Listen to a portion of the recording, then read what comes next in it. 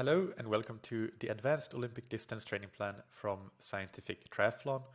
In this introductory video, I will discuss some general principles and tips for executing this plan and get the most out of it as you're working your way through this big period of training, preparing for your A race to come a few months down the line. So let's first cover a few key principles of training, and I'm sure many or all of these will definitely not be new to you at all, but it's still very, very important to keep them front of mind so that you always take the right choice by referring back to, well, what are the principles of training and how does my decision of whatever it is I'm trying to make a decision of align with those principles of training. So first, we have consistency. That is absolutely the most important thing, to be able to train day in, day out, essentially week in, week out, at a good, solid level, nothing particularly epic on any given day or any given week, but just doing good, solid work day in, day out, week in, week out. That's what builds strong endurance athletes, and that's what will build you to your most successful self and have you gain the most performance gains as you go through this plan. So always think about that, and in particular when it comes to making a decision between doing something that might seem really, really tough but perhaps beneficial, really epic in the moment, but if that might impact negatively on your ability to be consistent, then that's not the right thing to do, because as we'll come to a little bit later on, epic days, epic workouts are kind of overestimated most often, I would say, in terms of how beneficial they are compared to just doing solid work day in, day out. So consistency is the first principle. And so I kind of already mentioned this, so I kind of spoiled my second point, but individual workouts matter less than we think, and the solid work over periods of time that are measured in weeks and months, that is what matters a lot more. And then following the intent of the workout is the other thing that I really, really want to make you aware of, and that is something that is perhaps not as clear always to all of us. And by following the intent of the workout, what I mean there is that any of the workouts in this plan, when you click it, you will find a description of it, and you will find a verbal description of what the workout is about. You will also find some target numbers. You'll find some power zones. When you plug this into your Training Peaks, you will see power numbers rather than percentage of FTP, but you'll see that. And if it's a run, you might see pace and so on. And those numbers are often in this data-dominated age, something that we take as the gold standard for this is what I should do. The numbers are the driver, but actually they're not. The driver is what you can read here in the description, in the verbal description. So this describes that this should be an endurance ride in zone 2. You should feel free to do the ride on rolling, undulating terrain if you have that kind of terrain around you, but stay in the prescribed zone. I guess we could add here as much as possible, because that's not to say that you will ruin it by having a few shorter bouts that go above zone 2, or for that matter, some coasting that goes to zone 1 or below. Continuing on here, this ride should be controlled and fairly comfortable, but you shouldn't just be lollygagging. If training for non-draft races, ideally do this ride as far as possible in the TT position. Session RP for this ride should be 4 out of 10. So there you go. Like with that description, without any knowledge of what power prescription you have here, you can, at least if you are familiar with the lingo of training zones, and in this case we're using a 5-zone or 6-zone system in this training plan, then you can go out and do this ride without having any numbers or any percentage of FTP as the prescription. And what I mean by following the intent of the workout is that you should be more focused on the actual intent as prescribed in the description than on the actual numbers seen in the workout, because that is the intent is what is designed to create adaptations. The numbers are guidelines to help you achieve that intent, but you can decide to slightly change the guidelines or adapt the guidelines to you if you feel that they will help you better achieve that intent that is the ultimate objective of any given workout. So following the intent of the workout is the second super important principle. And finally, I think I already mentioned this already in the talk about consistency, but you do not need to be doing epic workouts regularly. However, you do need to be doing hard workouts regularly. But an example of that might be when we get to the aerobic capacity blocks here. Let's take this bike workout, 6 times 3 minutes of VO2 max work. I've seen a lot of programs that would prescribe these 3-minute intervals at straight up 120% of FTP. And especially for triathletes, that would be usually doable, but in some cases it might not be doable, but often it would be doable, but very, very often it would be require basically an all-out effort. And you also hear it bounded around that when you're doing VO2 work, it needs to be all out or it's not effective. And that's just not true, in my humble opinion. These workouts should be hard, but they don't need to be epic. They don't need to be all out to be effective.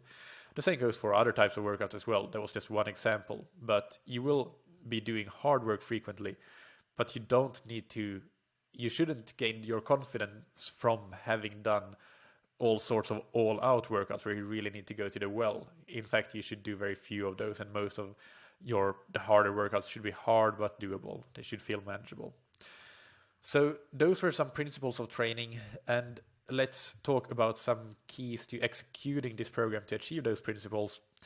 And the first is a mindset shift, and that is that you are the CEO of your own athletic progress, which means that ultimately you take decisions around what you do in training and what you not do, and you are responsible for those decisions and for the outcome. This plan, and this is not a cop-out. I don't mean this to be a cop-out at all. I feel very accountable to the fact that this plan should be a really, really excellent product for you and an excellent help and tool for you in improving your fitness. But it is meant to be extremely useful, an extremely useful resource, but it's not your boss. You are the boss of the plan, if you want to put it that way. So for most users of this plan will be able to and should follow this plan very closely. But that being said, it doesn't mean that you should do it without thinking and feeling, and it doesn't mean that you should be afraid to make changes to the plan when you feel it is necessary. So you will and should adjust for if you have other obligations like a work trip coming up, of course, or for illness, but even for more softer factors that, like, for example, if you feel fatigue at a level where you think that, I'm wondering if this is productive, I'm probably not meant to be quite this fatigued at this point, then adjusting and taking a rest day, that is totally fine. And it does not mean that you're lazy or that you're not following the plan. It actually means that you are following the principles of the plan, because this video is part of the plan, and I'm telling you now what the principles are, and that is consistency over the long term. And then taking that rest day will probably help set you up for greater consistency over the long term, and that is a trade-off well worth doing if it means just skipping a day of training. So yeah, take that mindset shift that you are the CEO of your athletic progress, and the plan is just an extremely useful resource, but it's not your boss. You are the boss of the plan. That being said, do hold yourself accountable to the plan. It's a fine balance here between holding yourself accountable to the plan, but making it individual to you. But that is the balance that you need to find. I think for most users of the plan, you will be able to shoot for a success criterion of going through the plan, having done 90% of the workouts at least. And so essentially getting to 90% compliance. That's a benchmark that I very often in coaching and with training plans like to say that this is the level that you need to reach to be able to say that you're actually following the plan well. So I think most users will have, for them, that 90% compliance mark will be a good benchmark to shoot for, and because it should be, the adaptability within this plan as well is great enough that there's room to reach that 90% compliance, even with doing quite a bit of adaptation and individualization to the plan. There is an exception to the 90% compliance criterion, which is there is probably a small minority of users of this plan that are what you might call power users, meaning that they treat this plan as a bit of a way to just learn something new to add to what they're already doing, like getting some workouts, getting some training blocks and ideas for that, getting an idea of the progression in the plan and so on. And that is fantastic. It's a fantastic learning strategy that I applaud. But I do want to caution that most users, and even some users that may think they are a power user, maybe should not be a power user like that, even despite the fact that this is an advanced plan and you are all advanced athletes in that way. But the majority of users will probably benefit the most from following the plan relatively closely with individualization to it. And there's just a small minority of users that are at the level of understanding of coaching, not just training, but understanding of coaching, because you really need to have that to make that sort of coaching of yourself a really good, viable option. That they're just choosing bits and pieces from the plan and adding it together with other stuff from other sources. And on the topic of individualizing the plan to you, let's talk about one thing that is new for this plan that I haven't done in previous plans, and that is adjustable durations of workouts. So we see it already in the first week, for example, here in Saturday's ride, which is scheduled for, or which is set to be in the range of 1 hour 30 minutes to 2 hours. The nominal duration here is 1 hour 45 minutes. But basically, when you see this bracket in the title and the range of duration there, you will have a pre-activity comment that describes how you can adjust within that time range. And this is for you to use. This is not for you to either. I can foresee two types of scenarios being quite common, and you need to avoid both of them. One being to stick rigidly to always doing the nominal value, the one that you see here in the planned duration field, and two being to always go to the high end of the time range or the duration range and always doing the most that is prescribed. That is also not a good strategy. You need to select the right option based on, again, what will be the most beneficial for you. And sometimes that might be more, sometimes that might be less, sometimes that might be right on in the midpoint or wherever the nominal duration falls. So make these adjustable durations work for you. Basically, they allow this plan to be like certain weeks can be anything from, let's say we have a week with 14 hours, and I don't have the numbers in front of me, but I will talk about the range of this week in duration in each of the weekly videos. So this week might be anywhere from, just taking a guess here, 12 hours to 16 hours. I have the calculations in a spreadsheet in the background, but I'm not going to look for that now, and just keep moving on with the video. But there will be a range like that, plus minus 2 hours or so, depending on the weeks. Some weeks the range will be quite narrow, some weeks it will be quite large, but yeah, on average maybe 2.5 hours plus minus. So that allows you, if you're coming from more of a low volume background, it would probably behoove you to quite often stick on the lower side and make sure, at least for the first couple of months of the plan, to make sure that you can do maybe a slightly higher volume than you've done before, but not crazy much, a crazy difference. And you can gradually increase by using those adjustable duration workouts. Whereas if you're somebody who you're used to doing 17, 18 hours per week, then this plan has no week longer than 16 hours, but they do get longer than 16 hours when you start to do all of the long versions of the plan of the workouts. So then if you're coming from the background of having done 18 hours a week consistently, then yeah, you might choose to actually go and do those long workouts on a very consistent basis. But of course, you should not take the decision before that I will always do the short version, or I will always do the long version or the middle version. This is something that you will need to adjust on the fly as well. And so certain weeks you might feel, again, for example, a little bit more fatigue coming on, and then you can adjust and do all of the shortest versions of the workouts and shed that fatigue. Whereas maybe you have a week off work or a bank holiday period or something, and then you can, on that particular week or those particular days, you can choose to do the long versions of the workouts, even though normally you would not be able to do that because you don't have the time or you don't have the time to recover from it. So that is an important note to make as well. And then finally, so still on the topic of keys to executing this program, do not be a slave to the numbers. We talked about this already, following the intent of the workout. But using things like the session RPE, I don't have it in every workout because in some it will be very variable from individual to individual. But in many workouts, I have a session RPE, so this ride should feel roughly like a 4 out of 10, and so on. Follow those. That is a really good way of making sure you hit the intent of the workout. Also, even though the structured versions of the workouts are, for example, in the case of the bike, based on power, use a number of different inputs. Use everything you have. Use heart rate, use power, use RPE. On the run, use pace, of course. And on the swim, it's more limited to usually pace and RPE. But some of you might have heart rate already in swimming, so that's also great. Use a combination of inputs. Don't be a slave to just using one type of input just because that happens to be in the structured workouts.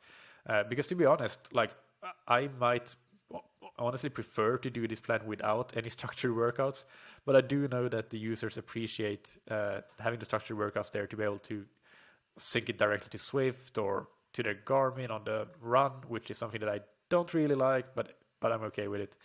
The Swift, I do understand that's a great convenience factor, but anyway, even if you do all of that, you shouldn't be a slave to numbers, and you should not look at just that metric, just the power or just the pace.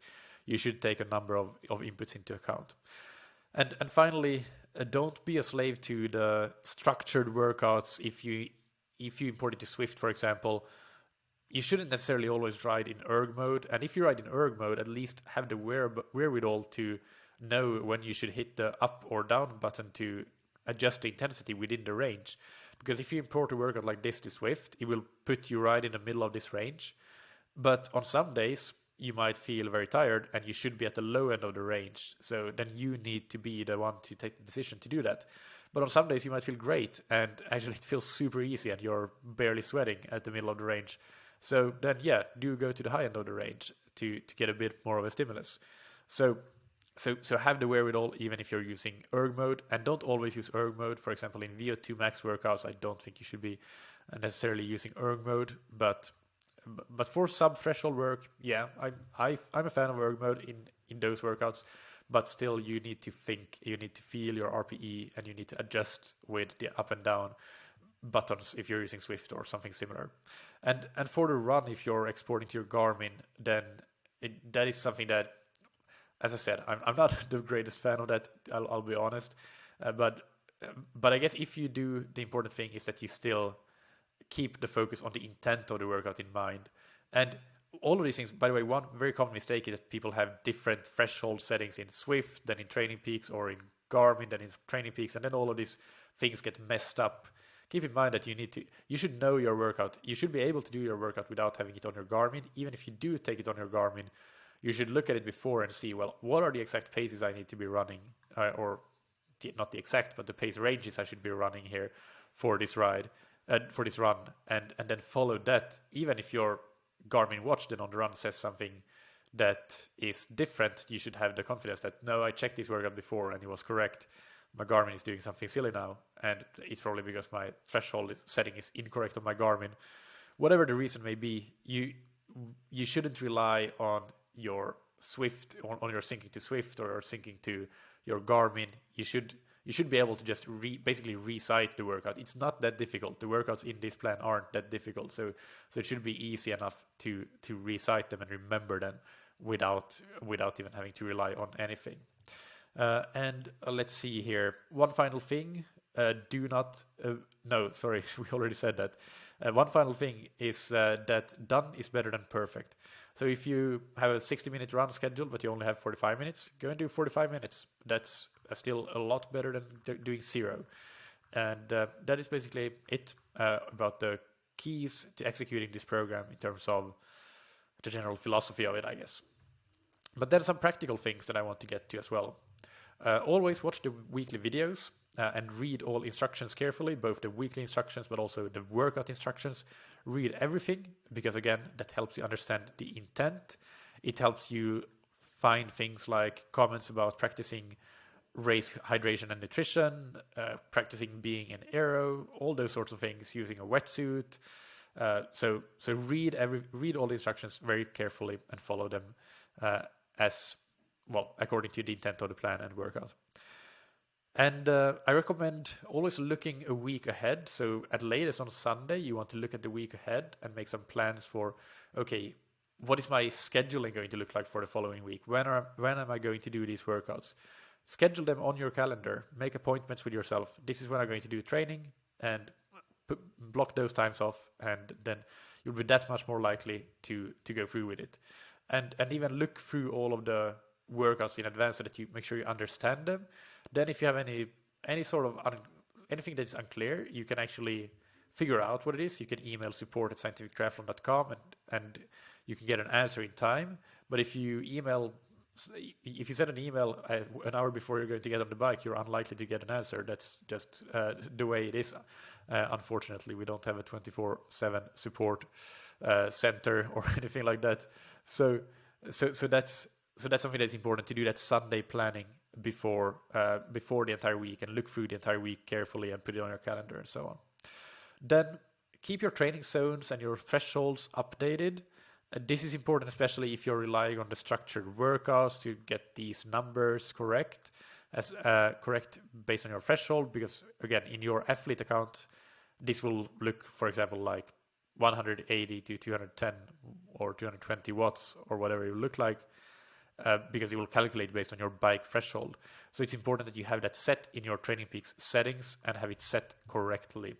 And after the time trials, so we do them in week 3 and then later in week 12, I believe, there are instructions. I have instructions here down below for how to find your zones, and then instructions for how to set your zones. So as long as you follow the instructions for the time trials, you will be fine. And I mean, until then, you don't really need to have a very, very good idea the first couple of weeks of the plan. But if you have a rough idea of what your thresholds for biking and running in particular are, then do insert them in Training Peaks and set them to what you think they roughly would be at this very moment right now, so that you have them as guidelines for these first 2 weeks until we get to week 3, when we actually do the testing and we can get some specifics on that. And let me see here, just turning my page. One thing I want to talk about is how and when to adjust the training plan. So if you need to adjust the training plan for example, just scheduling reasons and so on, like having a longer day at work and you need to change things around, try as much as possible. Again, done is better than perfect. So if you can change things and you can get everything done, that is the main thing. And then the rest is less important. But if you can, then try to also keep the distribution of easy and hard days and workouts, and try to keep the distribution of disciplines. For example, looking at this week, the first week of the plan, we have runs on Tuesday, Friday, and Sunday. That is a nice even distribution across the week. But if you move the Friday run to Wednesday and the Sunday run to Thursday, then you're suddenly running on 3 consecutive days, but then you're having 4 days that you're not running. So that's not as good. It could be okay, but it's not as good. And in terms of the difficult and the hard days, let's go to a week later on where we have more of those hard and easy days. So throughout this plan, quite often we work on a model of Mondays being quite easy, Fridays also being relatively easy, Tuesday, Wednesday, and Thursday being more challenging, and Saturday and Sunday as well. In this week, for example, we can see that Thursday isn't really as difficult as Tuesday and Wednesday. So Thursday is actually just more of a medium day, and Saturday is a big day, more of a volume day, but definitely a medium day, and Sunday is a hard day with some intensity. So what you want to do here is that if you need to switch workouts around, for example, so you want to try to, if possible, retain that rhythm of easier Monday, harder Tuesday, Wednesday, medium Thursday, easy Friday, medium/hard Saturday, and hard Sunday. Try to maintain that rhythm if it's possible, and but if it's not, then no worries. That's not necessarily the biggest thing. Again, done is better than perfect, but that's another tip that I would have for you. Then also, don't let training stack up too much. So don't I mean, I wouldn't be very dogmatic and say never push workouts forward. For example, if you end up missing the Tuesday run here because work dragged on, you could think that, well, actually, I have a lot of time on Friday because I'm only working half days on Friday, so I can do the swim and the bike and the run on Friday.